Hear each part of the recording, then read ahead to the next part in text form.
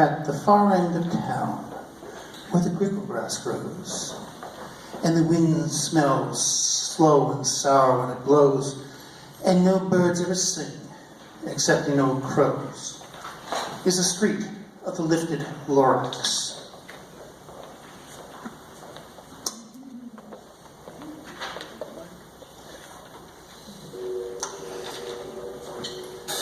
And deep in the grickle grass, some people say, if you look deep enough, you can still see today where the Lorax once stood, just as long as he could before somebody lifted the Lorax away.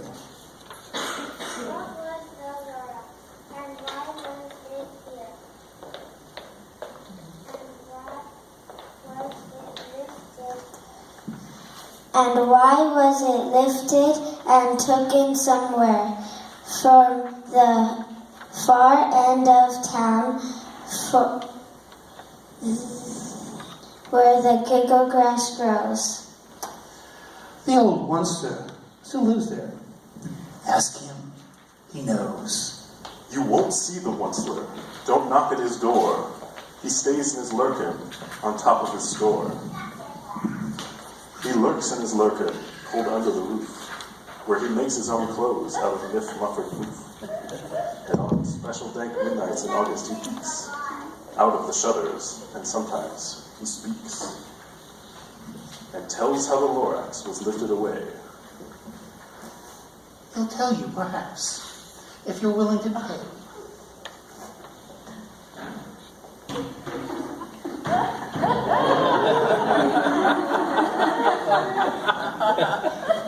At the end of a rope, he lets down a tin pail, and you have to toss in 15 cents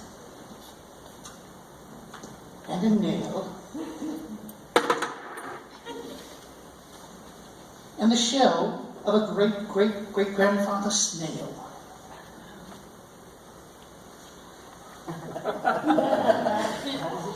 But if you can't find that, he'll also receive donations of food for people in need. If you want a story, I'll make it more blunt. Time to carry groceries to baskets up front.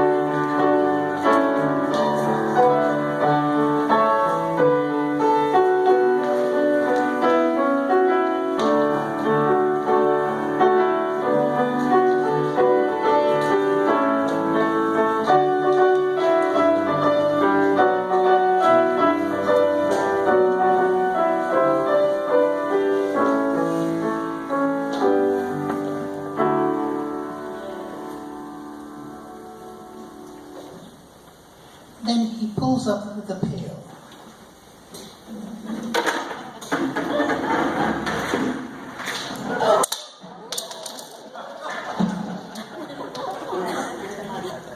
Makes a most careful count to see if it paid him the proper amount. Then he hides what you paid away in his snuff, his secret strange hole in his gruffulous glove. Then he grunts. I will call you by whisper-mophone, for the secrets I tell you are for your ears alone.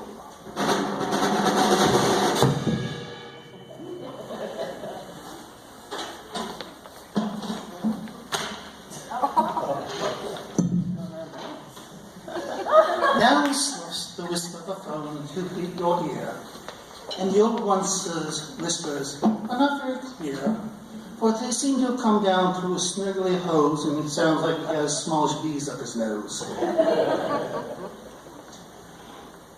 Now I'll tell you, young man, in my very slow way, how the Lorax got lifted and taken away. It all started way back, such a long, long time back.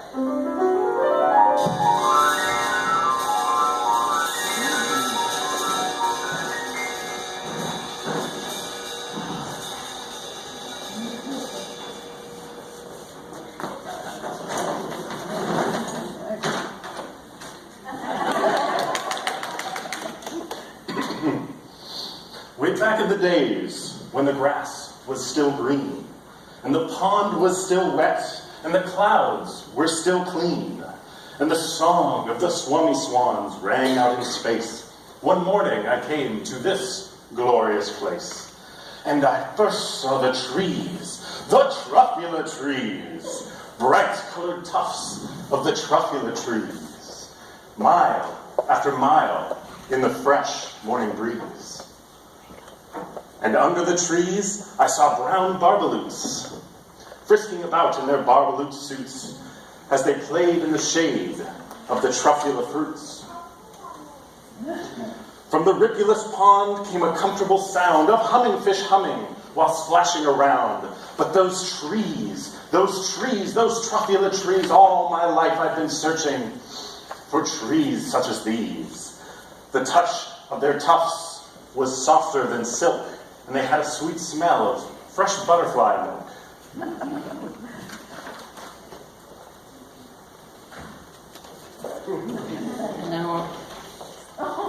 And now, our story needs swummy swans, barbaloots too, and humming fish humming. Hummed to make it come true. Our swans will need feathers,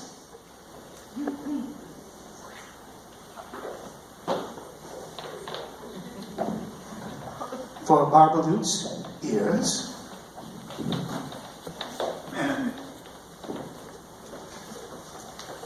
for hummingfish, hummers. That has to be clear.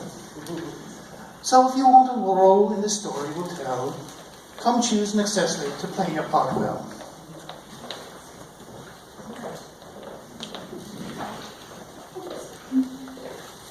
Swami swans, barbaloots, hummingfish. And as swans and fish and barbaloots too, come play in the shade and do whatever they do. The rest of us add to the beauty they bring by opening hymn, getting ready to sing. Please rise in body and spirit and join in hymn number 163, For the World Turning, Forever Turning.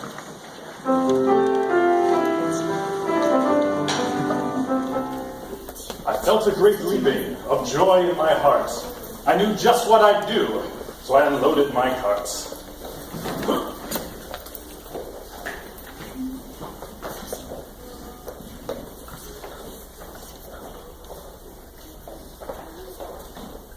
Unloading carts is difficult.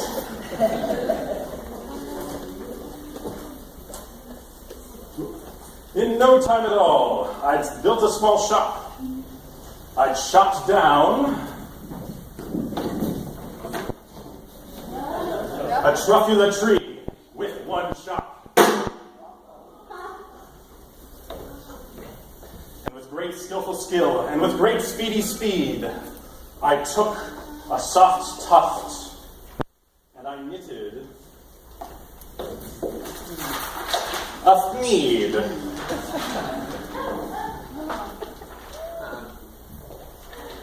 The instant I'd finished, I heard a gazump. I looked, and something popped out of the stump. The tree I'd chopped down, it was sort of a man. To describe him, that's hard, I don't know if I can. He was shortish and oldish and brownish and mossy.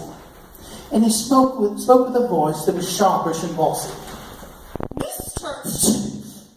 He said with a sawdusty sneeze. I am the Lorax. I speak for the trees. I speak for the trees have no tongues. And I'm asking you, sir, at the top of my lungs. He was very upset as he shouted and puffed. What's that thing you've made out of my truffula tuft? Look, Lorax, I said, There's no cause for alarm. I just chopped one tree. I'm doing no harm. I'm being quite useful. This thing is a need. A need to find something that all people need. It's a shirt. It's a sock. It's a glove. It's a hat. But it has other uses. Yes, far beyond that. You can use it for carpets, for pillows, for sheets, or curtains, or covers for bicycle seats. You foolish man, you are crazy with greed. There's no one on earth who would buy that fool's need.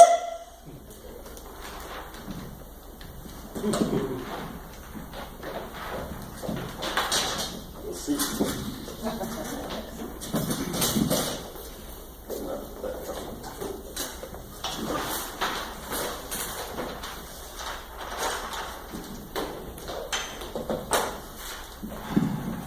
The very next moment, I proved he was wrong.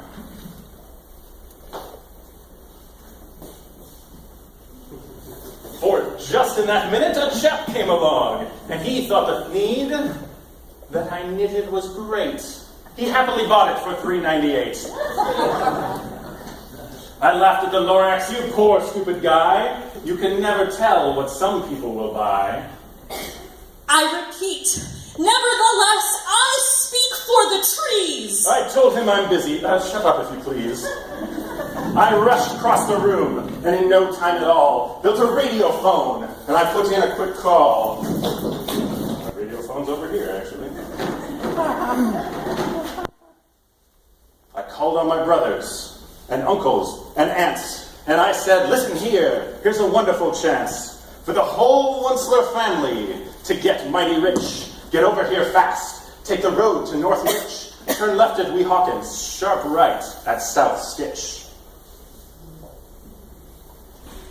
And in no time at all, in the factory he built, the whole Onceler family was working full tilt. They were all knitting needs, just as busy as bees to the sound of the chopping of truffula trees. Now, the family arrived to help to make thneeds. And a thneed is a thing that you think that you need. And though deforestation may set you ill at ease, we need help to chop down all these truffula trees. Onceler family volunteers and takers. We have to chop down the trees. Everyone needs a thneed. Go, go, go. Any other volunteers? We need help. We need help. What are these boxes?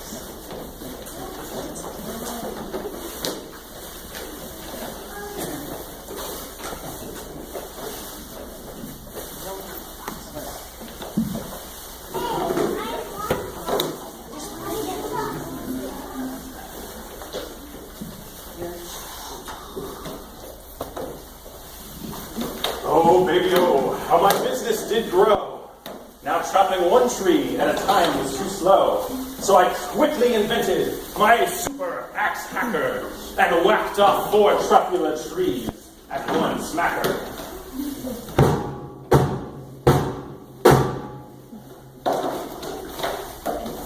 We were making thneeds 4 times fast as before, and that Lorax, he didn't show up anymore. But the next week, he knocked on my new office door. I am the Lorax who speaks for the trees, which you seem to be chopping as fast as you please. But I'm also in charge of the brown barbaloots, who played in the shade in their barbaloot suits and happily lived eating truffula fruits. Where are my barbaloots at? Do I have barbaloots? Now, thanks to your hacking my trees to the ground, there's not enough truffula fruit to go round. And my poor barbaloots are all getting the crummies because they have gas and no food in their tummies. Everybody's hungry, right? We're so hungry and weak.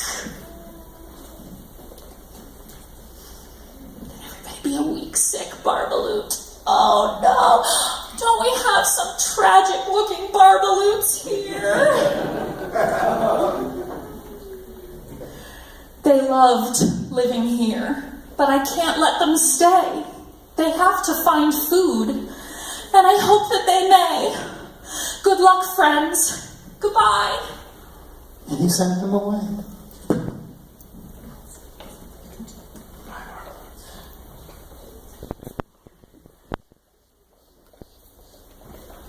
I, the once-there, felt sad as I watched them go, but business is business, and business must grow, regardless of crummies and tummies, you know. Now, I meant no harm. I most truly did not, but I had to grow bigger, so bigger I got. I biggered my factory, I biggered my roads, I biggered my wagons, and I biggered the loads. Out of the thieves that I shipped, I was shipping them forth to the south, to the east, to the west, to the north. To demonstrate shipping. I went on biggering, selling more thieves, and I biggered my money, which everyone needs. Then again, he came back. I was fixing some pipes. What that old nuisance Lorax came back with more gripes. And the Lorax! He coughed, and he whiffed. He sneezed, and he snuffled. He snarled. He sniffed. Onceler! He cried with a cruffless throat. Onceler!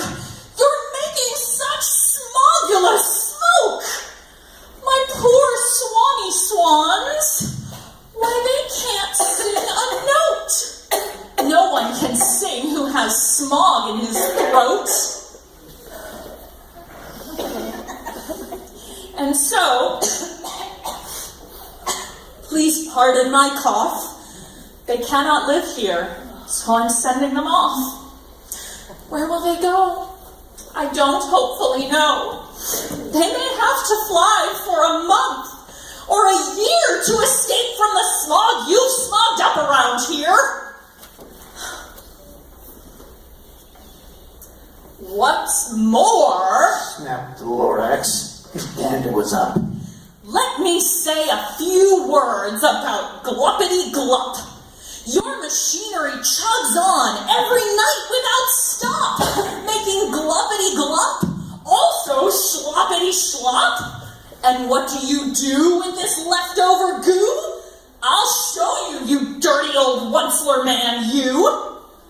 You're glumming the pond where the hummingfish hummed. No more can they hum, for their gills are all gummed. So I'm sending them off. Hummingfish, farewell. Oh, their future is dreary. They'll walk on their fins and get woefully weary in search of some water that isn't so smeary. And then I got mad. I got terribly mad. I yelled at the Lorax, now listen here, Dad. All you do is yap yap and say, bad, bad, bad, bad. Well, I have my rights, sir. And I'm telling you, I intend to go on doing just what I do. And for your information, Lorax, I'm biggering and biggering and biggering and biggering. Turning more truffula trees into thieves. Which everyone needs.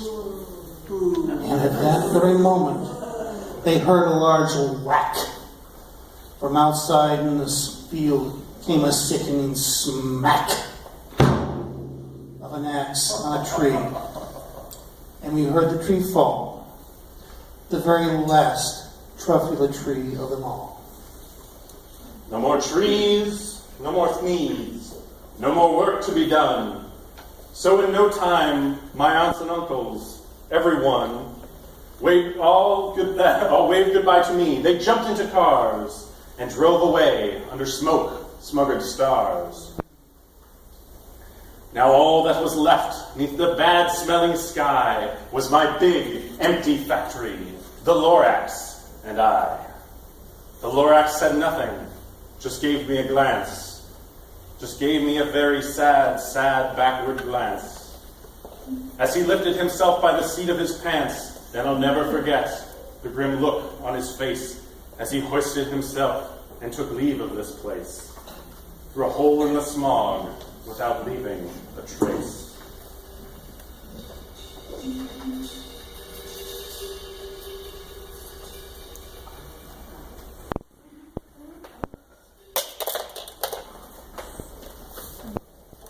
Thank you.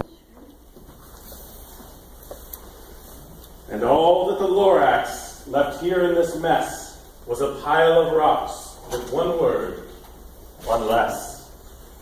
Whatever that meant, well, I couldn't guess. That was long, long ago. But each day since that day, I've sat here and worried away. Through the years, while my buildings have fallen apart, I've worried about it with all of my heart. But now, my dear child, where's my child go? But now, my dear child, now that you're here, the word of the Lorax seems perfectly clear. Unless someone like you cares a whole awful lot, nothing is going to get better. It's not. So, catch. Calls the onceler. He lets something fall. It's a truffula seed. It's the last one of all. You're in charge of the last of the truffula seeds. And truffula trees are what everyone needs. Plant a new truffula, treat it with care, give it clean water, and feed it fresh air. Grow a forest, protect it from axes that hack. Then the Lorax and his friends may come back. It is never too late to hope to make change. And though hope in the darkness may sometimes seem strange, we are people who choose hope and joy over fear. And as we sing our last song, let our hope ring out clear. Please join us in singing We'll Build a Land, number 121 in your hymn books at hand.